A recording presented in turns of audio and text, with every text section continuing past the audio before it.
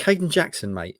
I'm not going to lie about this one. It wasn't a surprise that he departed, but I was a bit sad about it because Kayden is one of the kind of few people who've been at the club since the bad old days. Obviously, got relegated down to League One, and has now been a key part of getting all the way back up to the Premier League. So it's a brilliant story, and he's also a bloody ruddy nice bloke. Yeah, what a roller coaster journey at Town. From signing back in 2018 for a decent fee back then, because Marcus Evans didn't like to spend money, did he? Really, definitely under Mick McCarthy and and the rest.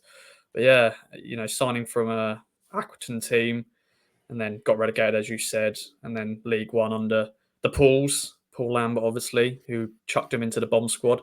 Came back under McKenna, obviously, and McKenna changed him. He actually said in an interview, I think Kaden Jackson said, I feel like a footballer again. And obviously changed to a bit of more of a right winger. But yeah, unbelievable journey. Maybe not the best footballer in the world, but you can never doubt his work rate, his attitude, and definitely from him coming back from the dead in a way. When his Town career was dead, he then came in, has been an important part of this last 2 years. So yeah, wish Kaden Jackson the best. It'll be interesting to see where he ends up, because he's still at an age where I'm sure he wants to be playing at a decent level. I don't know if he's got to that cusp yet of over 30 yet. But yeah, wish him all the best. Yeah, I'd imagine he'll land somewhere in the Championship. His body of work is probably good enough to suggest that will be the case. Stewie, Kayden, again, I said it's not really a surprise, but was there any argument for maybe giving him an extra year and seeing how he fares in the Premier League? Because he's got one thing he can't teach, and that's pace in the Premier League. Pace is always an asset, and clearly, as we said, not kind of top tier in terms of football, I guess, but whether or not there was an argument there, what do you reckon?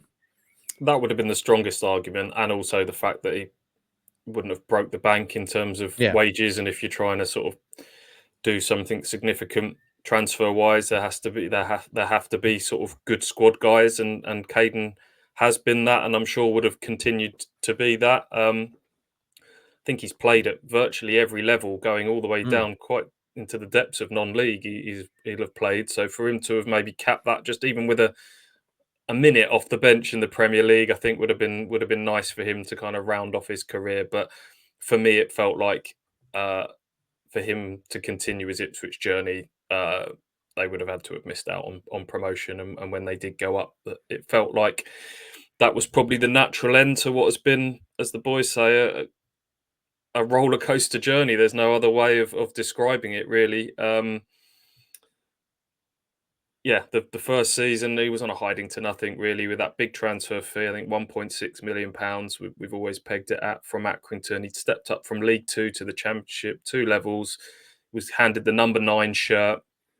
Team was kind of stripped of goals that summer. It was really difficult for him. And then the next season, the partnership with James Norwood. I don't think the plan was really to play a 4-4-2 with 2 up top, but they seemed to click in pre-season and continued that. A lot of goals that came off rebounds from Luke Garbett, free kicks and strikes, I seem to remember. Goals against Wimbledon, Tranmere, Fleetwood, winners from him in that season kind of stick in the mind. And it's easy to forget that Bournemouth, who just dropped down from the Premier League, were kind of tabling bids of up to £2 million at that time for him.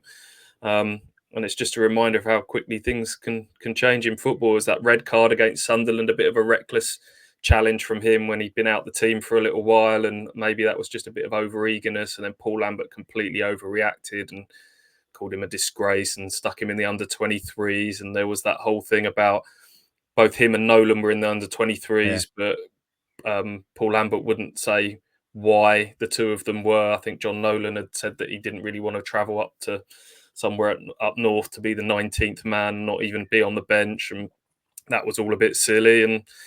And then, as Ross says, along comes Kieran McKenna and just makes him feel like a footballer again. And he's more than played his part in these back-to-back promotions. Yes, he hasn't been a regular starter, but he's never sulked, always been ready when called upon, and had some really important contributions off the bench. And even this season, you go back to when Hurst was injured and they were short of strikers for that January period, and got that goal against who did he score against in that January period?